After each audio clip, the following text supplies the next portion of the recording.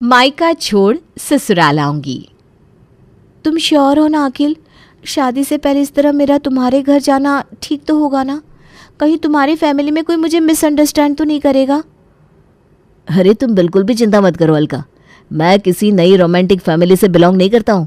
इतनी पिछली सोच नहीं है मेरे घर वालों की। हम दोनों एक दूसरे को इतने सालों से पसंद करते हैं, कमिटेड है, जल्द ही एक दूसरे के साथ शादी करने वाले हैं। इसमें बुराई क्या है? शादी से पहले अगर तुम एक दो बार मेरे घर आ जाओगी, मेरी फैमिली के साथ मिलोगी जुलोगी, ये तो अच्छा ही होगा ना। इसमें किसी को बुरा क्यों लगने लगा? वो तो ठीक है अखिल, लेकिन वो तुम समझते हो, हमारे यहाँ इंडिया में शादी से पहले लड़कियाँ अपने ससुराल नहीं जाती। अलका की बात सुनकर अखिल खिलखिलाकर हंस पड़ता है। अरे बाबा, मैंने कहा ना कोई दिक्कत नहीं होने वाली, तुम बेफिक्र होकर चलो। अखिल और अलका अखिल के घर के लिए निकल गए थे। कुछ देर बाद अखिल एक पॉश कॉलोनी में बड़े से मकान के सामने जाकर अपनी गाड़ी रोक देता है। मकान के बाहर एक गार्ड खड़ा हुआ था, जिसने अखिल और अलका को झुककर सलाम किया और उसके बाद गेट खोल दिया। अखिल की गाड़ी कोठी के अंदर जा रही थी। अलका ने देखा कि अंदर पोर्च में महंगी महंगी 2 गाड़ियां और भी खड़ी हुई है। अखिल कोई मिडिल क्लास लड़का नहीं था। शहर के मेन मार्केट में उसके पापा की क्लोथ मटेरियल की चेन थी, यानी कि उनके नाम की दर्जनों दुकानें थी। अरोरा क्लोथ शहर का जाना पहचाना नाम था और अखिल अरोरा जी का छोटा बेटा था, जो अलका से बहुत प्यार करता था। अलका भी एक पढ़ी लिखी, खूबसूरत और सुलझी हुई लड़की थी। दोनों कॉलेज में मिले थे। वैसे तो कॉलेज छोड़े दोनों को 5 साल बीत गए थे, लेकिन अलका की सुलझी हुई सोच अखिल को आज तक उसके साथ बांधे हुई थी। आज के दिन, मम्मी, दीदी, आइए देखिए आज कौन आया है हमारे घर। आओ बेटा, बैठो। दीप्ति बहू, चाय नाश्ते का इंतज़ाम करो। जी माँ जी, अभी लाती हूँ। भाभी बाहर आकर देख तो लो कितने कप चाय बनानी है, कौन आया है। बस गाय की तरह गर्दन हिलाने से कुछ नहीं होता है। ननद सोना की बात सुनकर दीप्ति शर्मिंदा होकर रसोई से बाहर आई और उनके पास आकर खड़ी हो गई। अरे भाभी, अब तो देख लिया होगा ना आपने कितने लोग आए हैं, अब जाओ भी। अब मेहमान आ जाए हैं तो चाय नाश्ता कल लेकर जाओगी क्या? सोना के मुंह से बड़ी भाभी के लिए ऐसी बात सुनकर अलका का माथा चकरा गया था। ये कौन सा तरीका हुआ बड़ी भाभी से बात करने का? और वैसे भी शादीशुदा ननद का इस तरह से बात बात पर भाभी को टॉन्ट मारना किसी भी तरह से सही नहीं है। एक बार को मम्मी जी कुछ कहती तो समझ में भी आता, लेकिन ननद का भाभी को इतना कंट्रोल करके रखना सरासर गलत है। अलका सबके चेहरों के भाव पढ़ने की कोशिश कर रही थी। सोना बात बात पर दीप्ति को टोकती और बेशर्मों की तरह हंसने लगती, लेकिन अखिल, उसके बड़े भाई और सास मनीषा, किसी को भी इस बात से कोई फर्क नहीं पड़ रहा था, मानो ये उनके लिए एक आम बात हो। घर में सबका रिएक्शन देखकर तो यही समझ में आ रहा है कि सोना दीदी ये कोई पहली बार नहीं कर रही है, बल्कि ये उनकी आदत है। इसीलिए घर में किसी को भी उनका इस तरह से बार बार दीप्ति भाभी को टोकना गलत नहीं लग रहा। अच्छा बेटा, कहाँ तक पढ़ी हो तुम? मम्मी पापा क्या करते हैं? आंटी जी, मेरे पापा एक्साइज इंस्पेक्टर हैं, मम्मी होम मेकर और मैं इंटर कॉलेज में केमिस्ट्री की लेक्चरर हूँ। वाह बेटा, बहुत अच्छा परिवार है तुम्हारा तो, और तुम भी सुंदरता और समझदारी की मिसाल हो। देखो बेटा, अपना ही घर समझो। अब शादी की बात तो हम बड़े लोग मिलकर फाइनल कर ही लेंगे, लेकिन तुम आती जाती रहना, और हम उन लोगों में से नहीं है जो शादी से पहले तुम्हारे घर पर आने जाने में रोक टोक करेंगे।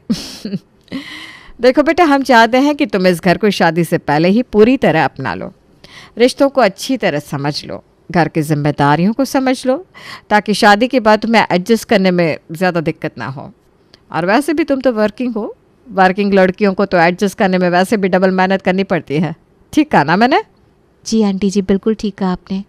जब भी मुझे समय मिलेगा मैं आप लोगों से मिलने के लिए आऊँगी। अभी चलती हूँ। अलका जितनी एक्साइटेड होकर अखिल की फैमिली से मिलने गई थी और उसके परिवार के स्टेटस, चमक धमक को देखकर जितनी इम्प्रेस हुई थी, उसके परिवार से मिलने के बाद उसके मन में सेकंड थॉट्स आने लगे थे। शादी से पहले अखिल ने मुझे अपने परिवार से मिलने का मौका दिया। वो यही चाहता है कि मैं शादी से पहले सबके साथ एक अच्छा तालमेल बना लूँ, ताकि बाद में हमारी शादीशुदा ज़िंदगी में किसी तरह की कोई परेशानी ना आए। लेकिन मुझे नहीं लगता मेरा तालमेल अखिल के परिवार के साथ बैठने वाला है। कम ऑन अलका, किसी को सिर्फ एक मुलाकात से कैसे जज कर सकती है तू?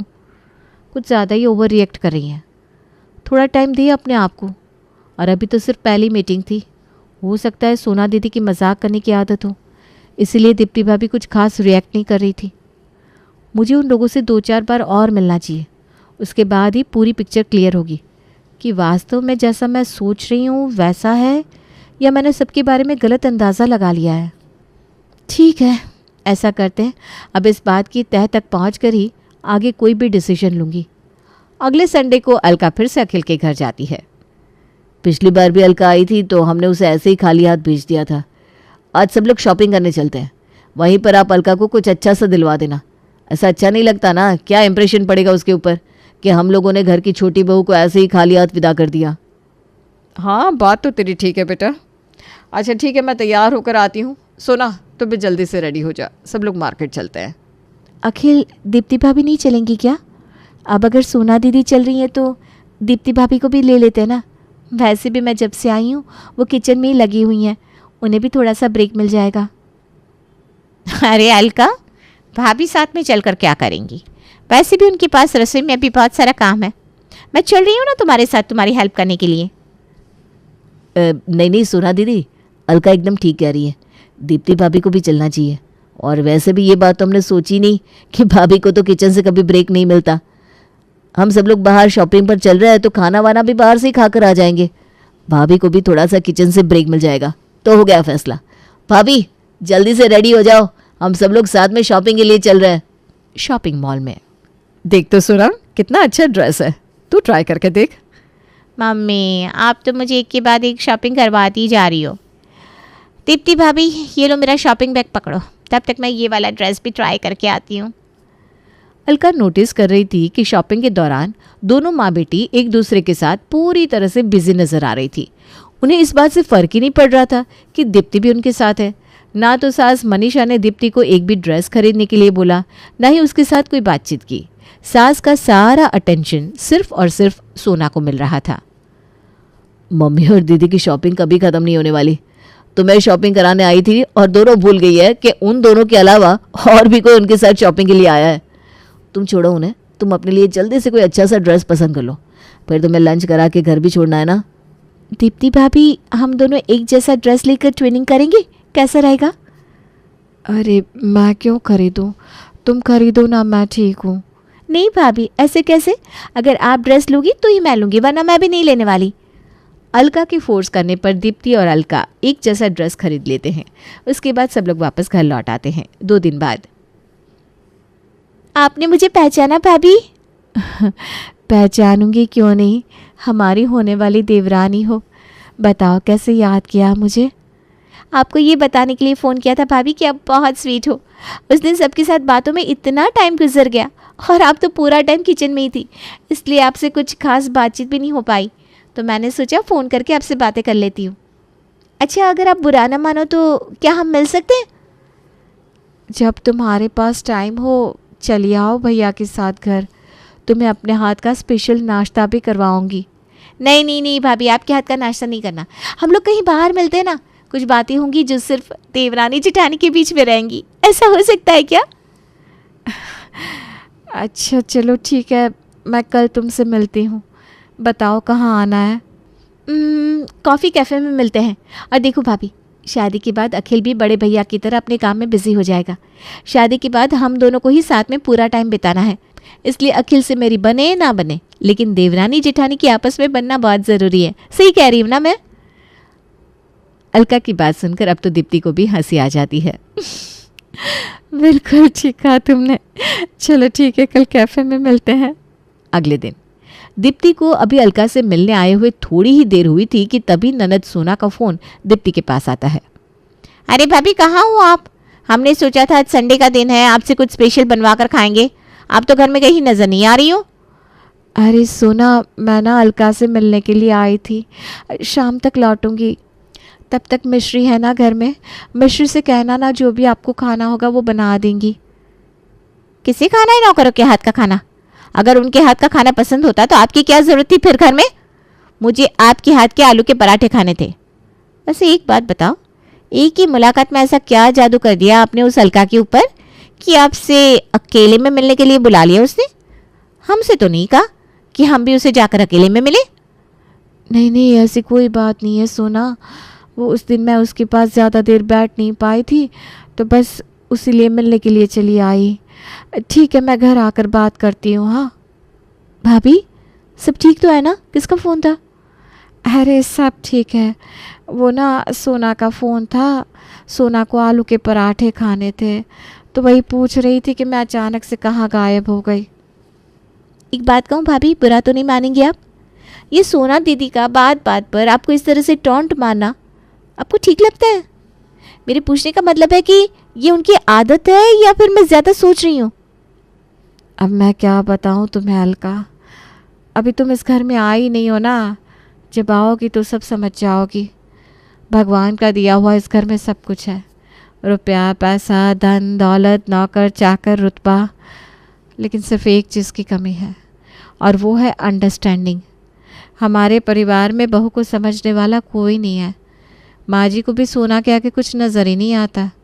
कहीं जाना हो तो सोना, कुछ खाना हो तो सोना, कपड़े खरीदने हो तो सोना, सामान आएगा तो सोना की पसंद का। बहू की तो कोई गिनती ही नहीं है परिवार में। मेरा नाम तो माँ जी के मुंह पर केवल तब आता है जब उन्हें चाय या नाश्ता चाहिए होता है। इतना बड़ा घर है, पैसों की भी कोई कमी नहीं है घर में, फिर रसोई की सारी जिम्मेदारी अकेले आपके ऊपर क्यों है भाभी? घर में खाना बनाने के लिए कोई नौकर नहीं है और मैं भी जॉब करती हूँ। शादी के बाद मैं भी रसोई में इतना समय नहीं दे पाऊँगी और मुझे तो ये बात सोचकर ही बुरा लग रहा है कि अब अकेले ही इतना सारा काम करती हूँ। देखो अलका, मेरी तो शादी हो चुकी है और अब कुछ भी नहीं किया जा सकता। किसी की आदतों को सुधारना इतना आसान नहीं होता। सोना की ना शुरू से ही आदत है, ससुराल में तो उसका कम ही मन लगता है। बात बात पर मम्मी जी फ़ोन करके उसे मायके बुला लेती हैं, फिर जब भी सोना आती है तो 2-4 दिन रुक कर जाती है।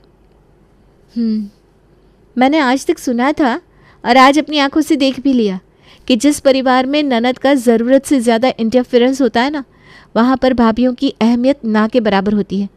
आपकी शादी हो चुकी है भाभी, आप अपना रिश्ता छोड़कर भाग नहीं सकती, लेकिन मेरी शादी अभी नहीं हुई है और मैंने सोच लिया है कि जब तक ननद मायका छोड़कर नहीं जाएगी मैं ससुराल नहीं आने वाली।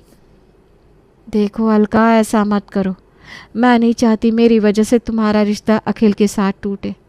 अखिल बहुत अच्छा लड़का है, तुमसे वाकई में बहुत प्यार करता है। तो क्या भैया अच्छे इंसान नहीं है? वो आपसे प्यार नहीं करते?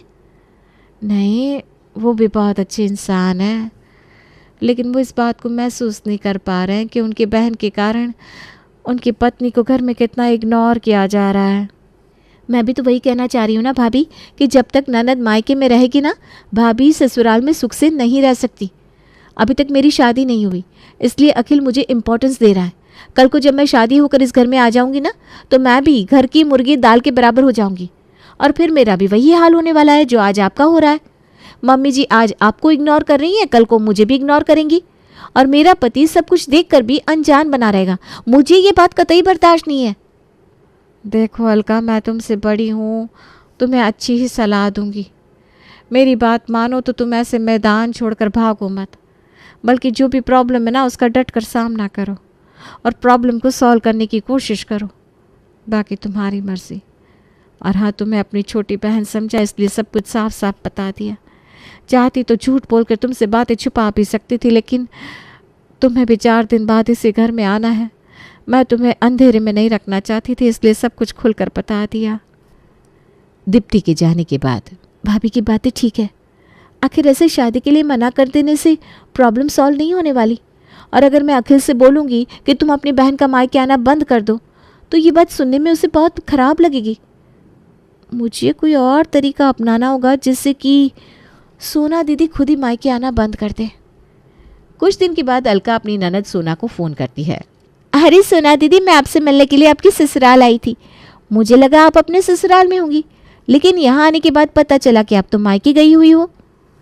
अरे हाँ, वो मम्मी को ना एक साड़ी लेनी थी, वही पसंद करने के लिए आई थी बस। तुम भी घर आ जाओ ना, यहीं पर बातें होंगी, मम्मी से भी मिल लेना। अच्छा ठीक है, आती हूँ मैं आपकी ससुराल गई थी दीदी, वहाँ पर आपकी सासू माँ और जिठानी मिली थी। बहुत अच्छी हैं आपकी सासू माँ, बहुत अच्छे से ट्रीट किया उन्होंने मुझे। बेचारी ना थोड़ा अपसेट लग रही थी।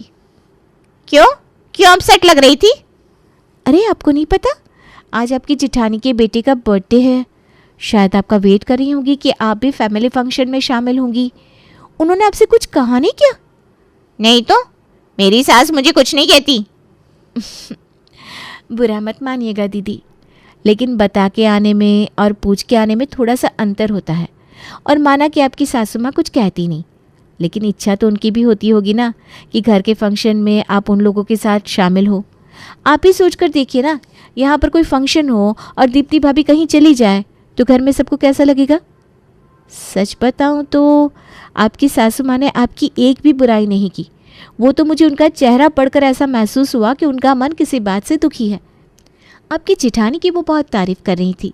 बिल्कुल माँ बेटी जैसा रिश्ता है दोनों में। बेशक दीप्ति भाभी पूरा दिन मम्मी जी के आगे पीछे घूमती हैं, उनकी पसंद का खाना बनाती हैं, लेकिन वो रिश्ता मम्मी जी और दीप्ति भाभी में नज़र नहीं आता जो आपकी सासू माँ और जेठानी में मुझे नज़र आया। अरे क्या बताऊँ तुझे अलका, मेरी सास ना हर छोटी छोटी बात मेरी जेठानी से पूछकर करती है। अरे फेवरेट है उनकी। मैं कहाँ जा रही हूँ, कहाँ से आ रही हूँ, उन्हें मुझसे मतलब ही नहीं रहता। उनकी जान ना मेरी जेठानी में बसती है। भाभी को तो मम्मी एक दिन के लिए भी उनके मायके जाने नहीं देती। उनका मन नहीं लगता उनके बिना। कहती है तू चली जाएगी तो ये घर मुझे काटने को दौड़ेगा। इसलिए मैं तो ज़्यादा टेंशन ही नहीं लेती। अच्छा ही है ना, कम से कम मुझे कहीं आने जाने से रोकती तो नहीं। मेरी जेठानी और मेरी सास के ना आपस में बात पड़ती है। जिसको आप अच्छी बात समझ रही हो ना दीदी, आपको एहसास भी है कि उससे आपके रिश्ते खोखले हो रहे हैं।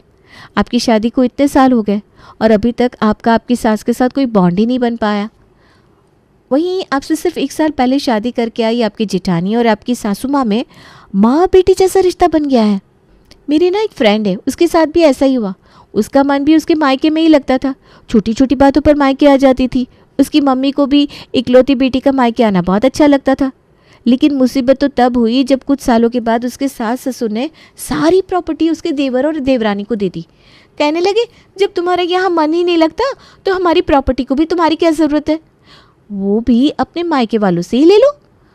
और अपने बिजनेस प्रॉपर्टी सबसे बाहर निकाल दिया। दूसरी तरफ जब उसके भैया भाभी को पता चला कि श्वेता को उसके ससुराल वालों ने बेदखल कर दिया है तो भाई भाभी ने भी उससे मुंह मोड़ लिया। उन्हें भी इस बात का डर सताने लगा कि कहीं वहाँ से बेदखल होने के बाद वो यहाँ की प्रॉपर्टी में अपना दावा ना ठोक दे। ज़रूरत से ज़्यादा मायके में इंटरफेयर करने के चक्कर में मायके और ससुराल दोनों से हाथ धो बैठी वो। अब उसकी भाभी ना उसकी शक्ल भी देखना नहीं चाहती। अलका, तुम्हारी बातें सुनकर मुझे भी ना अब डर लगने लगा है। मैं ना अपना घर नहीं बिगाड़ना चाहती। मेरी सास तो सच में देवी की तरह है। गलती मेरी है रे, मैं ही सबके प्यार और विश्वास को ज़रूरत से ज़्यादा फ़ायदा उठाने लगी। और मम्मी आप भी क्या छोटी छोटी बात पर मुझे फ़ोन कर देती हो। अब आपकी 2 बहुएं हैं ना, जो भी काम कराना है अपनी बहू से कराओ ना। मुझे अपने ससुराल से बेदखल नहीं होना। सोना को समझ में आ गया था कि ये बात बात पर मायके आकर बैठना कोई समझदारी का काम नहीं है। जैसे ही सोना ने मायके आना कम किया, अपने आप सास मनीषा दीप्ति को इम्पोर्टेंस देने लगी। ननद के मायका छोड़ने के बाद अलका भी धूमधाम से दुल्हन बनकर अपने ससुराल आ गई।